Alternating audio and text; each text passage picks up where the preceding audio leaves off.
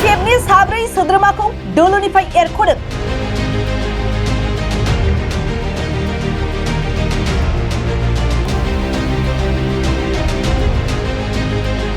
दोलोनि संबिजित बेरेखा खामानि मावनायनि थाखाय देबरगाव ब्लक BPFनि साब्रै सोद्रोमाफोरखौ BPFनिफ्राय होखारबाय।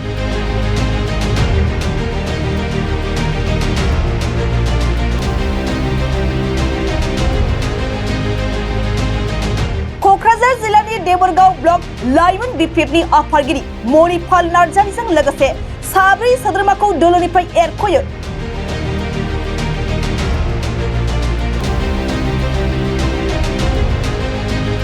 दोलोनि हाइ कमान्डनि बिथोन बायदियै संबिजित बेरेखा खामानि मावनायनि थाखाय बिसोर साब्रै सोद्रोमाफोरखौ दोलोनिफ्राय होखारनाय जादों होननानै दिनै मोनसे खौरांगिरि मेल खुंनायनि गेजेरजों मिथिहोदों देबरगाव ब्लक BPFनि आफादगिरि गिलबार्ट बरगयारिया।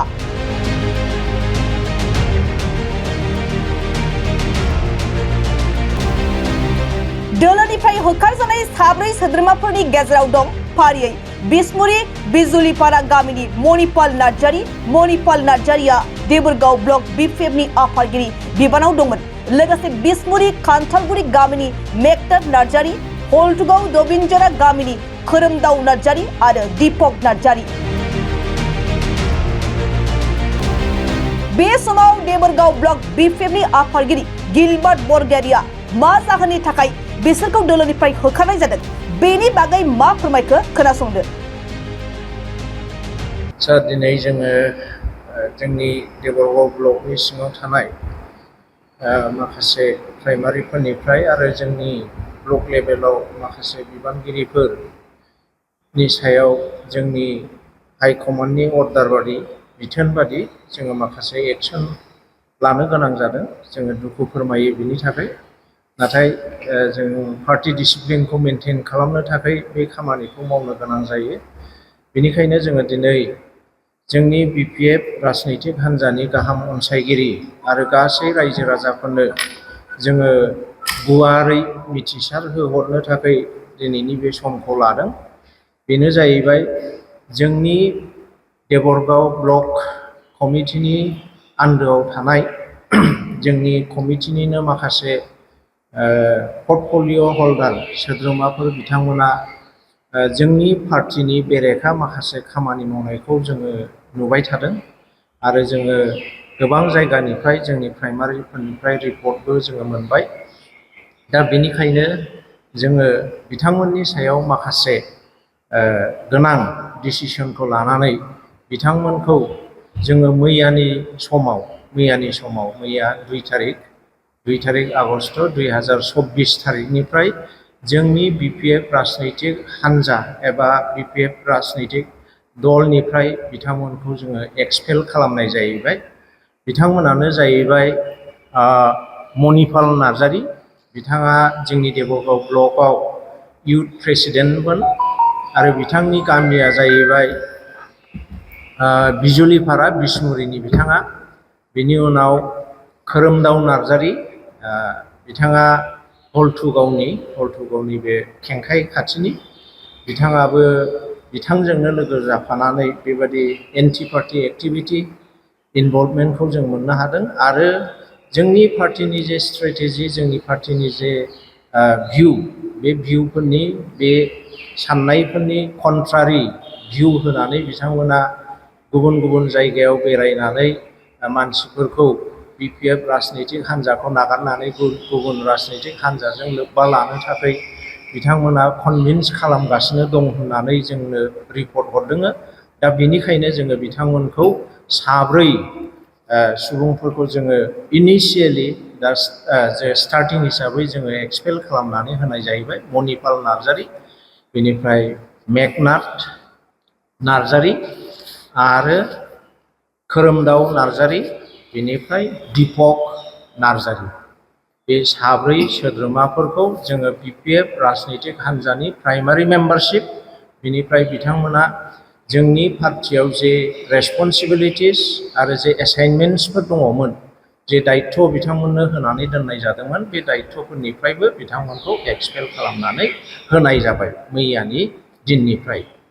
जोङो सानो जे जोंहा बिपिएफ राजनितिक हान्जाया जोङो मोनसे गोगोम राजनितिक हान्जा आरो जोंहा गावहानो मोनसे स्ट्रेटेजि गावहानो पलिसि जोंहा थायो जोङो माब्रै जोंनि पार्टिखौ दैदेनलांनो नांगौ दा बिनि बेरेखा जोंनि कनस्टिटिउसनाव होजानाय जोंनि बिपिएफ राजनितिक हान्जानि जे संबिजित बे संबिजितनि बेरेखा जुदि सोरबा खामानि मावोब्ला जोङो बिथांमोनखौ जोंनि पार्टिनिफ्राय जेरैबायदि एरख'यो बेबादिनो बिथांमोना जिहेतु गाव गावखौ एन्टि पार्टि एक्टिभिटि मावनायाव इनभल्भ खालामनानै लादों दा बे रिपर्टखौ मोननानै जों बिथांमोनखौ जोंनि बिपिएफ राजनितिक हान्जानिफ्राय हगारनानै होनाय जाबाय इयुनाव बिथांमोना मा डिसिसन लायो बे बिथांमोननि खोथासै नाथाय जोंनि बिपिएफ राजनितिक हान्जायाव बे साब्रै सोद्रोमा मणिपाल नार्जारी मेघनाथ नार्जारी खोरोमदाव नार्जारी आरो दीपक नार्जारी बे साब्रैखौ जोङो दा स्टार्टिं हिसाबै एक्सपेल खालामबाय बिनिफ्राय उनाव जुदि माबाफोर जोङो खबरफोर मोनबावोब्ला सोरबा जोङो बेखौबो एक्सन लागोन जोंनि पार्टिया डिसिप्लिनारि एक्सन लानानै बिथांमोनखौबो एक्सपेल खालामनाय जागोन जोङो खोनानाय मथे बिथांमोना बिजेपिनि माखासे लिडारफोरजों कन्टाक्ट खालामदों होननानै जोङो मिथिनो मोनदों नाथाय जोङो कनफार्म नङा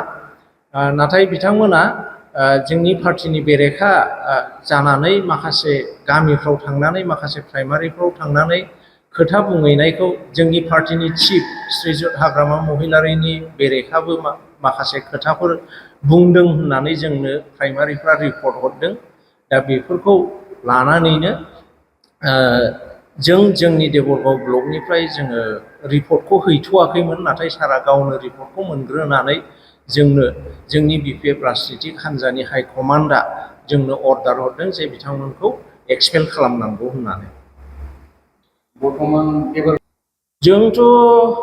जोंहा दा सरखार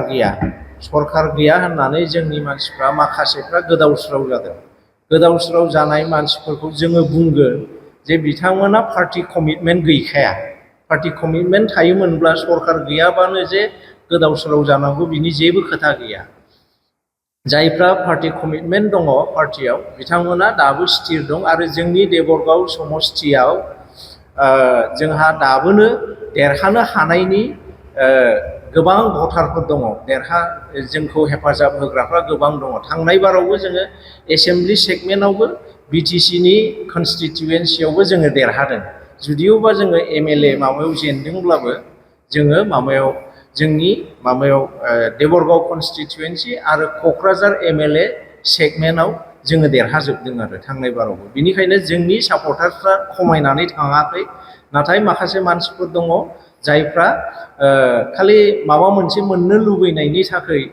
बिसोरो बायदिसिना खोथा होनलाबायो पार्टिनि बेरेखा खोथा होनो लिडारनि बेरेखा खोथा होनो जायखौ जोङो एक्सेप्ट खालामनो गोब्राब मोनो नाथाय ग्रासरुट लेभेलाव जोंहा भटारा जथेस्थ' बिपिएफखौ सापर्ट होग्राफ्रा दाबो दङ आरो जोंनि पार्टिया बिपिएफ पार्टिया दाबो स्ट्रं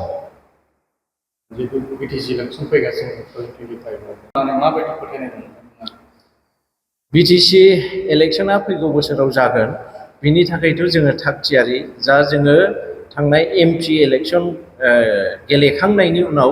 जोङो दसे कয়েक मास जिरायनोसै होननानै जोङो रायलायलायदों बेनिफ्राय जोंनि हाइकमान्डआबो जोंनो बिथोन होदों बे गायनाय फुनाय बोथोरा जोबग्रोथोंसै बिनि उनाव जोङो गोगोमै सिगांनि बादि जोङो एमपि इलेक्सननि सिगां जेरैबायदि गामि प्राइमारि डिस्ट्रिक्ट थांनानै